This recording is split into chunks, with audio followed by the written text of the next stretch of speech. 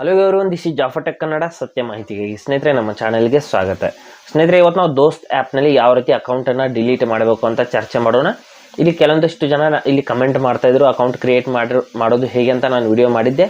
ಅದರಲ್ಲಿ ಅಕೌಂಟನ್ನು ಡಿಲೀಟ್ ಮಾಡೋದನ್ನು ಕೂಡ ಹೇಳ್ಕೊಡಿ ಅಂತ ಹೇಳ್ತಾಯಿದ್ರು. ಅಲ್ಲಿ ಅಕೌಂಟ್ ಡಿಲೀಟ್ ಅಂತ ಆಪ್ಷನ್ ಇರೋದಿಲ್ಲ. ಅದಕ್ಕಾಗಿ ನಾವು ಯಾವ ರೀತಿ ಅಕೌಂಟನ್ನು ಡಿಲೀಟ್ ಮಾಡ್ಕೋಬೋದು ಅಂತ ನಾನು ಸಂಪೂರ್ಣವಾಗಿ ಇವತ್ತು ಹೇಳ್ತೀನಿ. ಹಾಗೆ ನಮ್ಮ ಚಾನಲ್ಗೆ ಮೊದಲು ಬಂದಿದ್ದರೆ ದಯವಿಟ್ಟು ನಮ್ಮ ಚಾನಲ್ನ ಸಬ್ಸ್ಕ್ರೈಬ್ ಮಾಡಿ ಮತ್ತು ಪಕ್ಕದಲ್ಲಿರುವಂಥ ಬೆಲ್ ಐಕನನ್ನು ಪ್ರೆಸ್ ಮಾಡಿ ನಮ್ಮ ತಂತ್ರಜ್ಞಾನ ಆಧಾರಿತ ಬೃಹತ್ ಕುಟುಂಬದ ಸದಸ್ಯರಾಗಿ. ಸ್ನೇಹಿತರೆ, ಮೊದಲು ದೋಸ್ತ್ ಆ್ಯಪ್ನ ಓಪನ್ ಮಾಡ್ಕೊಳ್ಳೋಣ. ಓಪನ್ ಮಾಡಿಬಿಟ್ಟು ಇಲ್ಲಿ ಡಿಲೀಟ್ ಮಾಡುವಂಥ ಪ್ರೊಸೆಸ್ ಯಾವ ರೀತಿ ಇದೆ ಅಂತ ನಾನು ಹೇಳ್ತೀನಿ.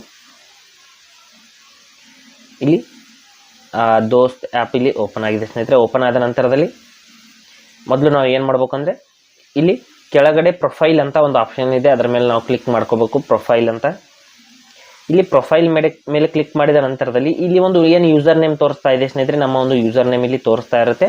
ಆ ಒಂದು ಯೂಸರ್ ನೇಮ್ನ ನಾವು ಇಲ್ಲಿ ಕಾಪಿ ಮಾಡ್ಕೋಬೇಕಾಗುತ್ತೆ, ಅಥವಾ ಎಲ್ಲಾದರೂ ನೋಟ್ ಮಾಡಿ ಇಟ್ಕೊಳ್ಳಿ, ಅದನ್ನು ನಾವು ಅಲ್ಲಿ ಕೊಡಬೇಕಾಗುತ್ತೆ.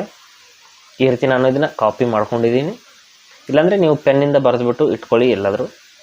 ಆ ನಂತರದಲ್ಲಿ ಇಲ್ಲಿ ಬ್ಯಾಕ್ ಬರ್ತೀನಿ. ಬಂದುಬಿಟ್ಟು ಇಲ್ಲಿ ನೋಡಿ, ಇಲ್ಲಿ ಸ್ವಲ್ಪ ಕೆಳಗಡೆ ಬಂದುಬಿಟ್ಟು ನೀಡ್ ಹೆಲ್ಪ್ ಅಂತ ಒಂದು ಆಪ್ಷನ್ ಇದೆ. ಪ್ಲೀಸ್ ಕಾಂಟ್ಯಾಕ್ಟ್ ಇಲ್ಲಿ ಸಪೋರ್ಟ್ ಅಂತ ಇಲ್ಲಿ ಒಂದು ಏನು ಇಮೇಲ್ ID ತೋರಿಸ್ತಾ ಇದೆ, ಅದರ ಮೇಲೆ ಕ್ಲಿಕ್ ಮಾಡ್ಕೊಳ್ಳಿ.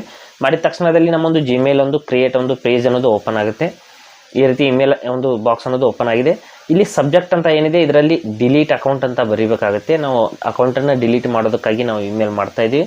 ಇಲ್ಲಿ ಕಂಪೋಸ್ ಮೇಲ್ ಅಂತ ಇದೆ, ಇಲ್ಲಿ ಒಂದು ಇಮೇಲ್ನ ನಾವು ಕಂಪೋಸ್ ಮಾಡಬೇಕು. ಶಾರ್ಟ್ ಆ್ಯಂಡ್ ಸ್ವೀಟಾಗಿ ನೀವೇ ಕ್ರಿಯೇಟ್ ಮಾಡ್ಕೊಳ್ಳಿ.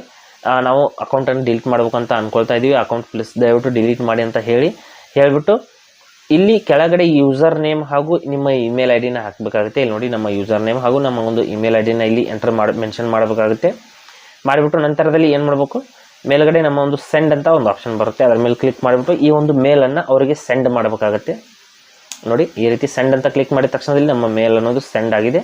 ನಂತರದಲ್ಲಿ ನಾನು ಇಮೇಲ್ ID ಒಂದು ಸೆಂಡ್ ಬಾಕ್ಸ್ನ ಓಪನ್ ಮಾಡಿದ್ದೀನಿ. ಸೆಂಡ್ ಬಾಕ್ಸ್ನ ಓಪನ್ ಮಾಡಿದ ನಂತರದಲ್ಲಿ ನೋಡ್ಬೋದು, ಇಲ್ಲಿ ಅವ್ರ ಕಡೆಯಿಂದ ರಿಪ್ಲೈ ಕೂಡ ಬಂದಿರೋದು ಇಲ್ಲಿ ತೋರಿಸ್ತಾ ಇದೆ. ಸ್ನೇಹಿತರೆ, ಇಲ್ಲಿ ಒಂದು ರಿಪ್ಲೈ ಬಂದಿದೆ, ಅಂದರೆ ನಾವು ಇನ್ನೂ ಕೂಡ ಅದರ ಆ ಒಂದು ಇಮೇಲ್ IDಗೆ ಇಂಟ್ರ್ಯಾಕ್ಟ್ ಮಾಡಿಲ್ಲ ಅವರು. ಅಂದರೆ ನಾನು ಸಾಯಂಕಾಲ ಇಮೇಲ್ ಮಾಡಿದ್ದೆ, ಅವರು 10 ರಿಂದ 6 ಗಂಟೆ ಒಳಗಡೆ ಮಾತ್ರ ಇಂಟ್ರ್ಯಾಕ್ಟ್ ಮಾಡ್ತಾರೆ. ಅದಕ್ಕಾಗಿ ಇವತ್ತು ನಾನು ಮೇಲ್ ಮಾಡಿದರೆ ಅದು ನಾಳೆ ಅನ್ನೋದು ಅವರು ಚೆಕ್ ಮಾಡಿ ನೋಡ್ತಾರೆ, ನೋಡಿಬಿಟ್ಟು ಅದಕ್ಕೆ ಇಂಟ್ರ್ಯಾಕ್ಟ್ ಮಾಡ್ತಾರೆ. ಮಾಡಿದ ನಂತರದಲ್ಲಿ ಆದಷ್ಟು ಬೇಗ ನಮ್ಮ ಒಂದು ಅಕೌಂಟ್ ಅನ್ನೋದು ಅಕೌಂಟ್ ಅನ್ನೋದು ಡಿಲೀಟ್ ಆಗುತ್ತೆ. ಈ ರೀತಿ ನಾವು ಆ ದೋಸ್ತ್ ಆ್ಯಪ್ನಲ್ಲಿ ಅಕೌಂಟನ್ನು ಡಿಲೀಟ್ ಮಾಡಬಹುದು.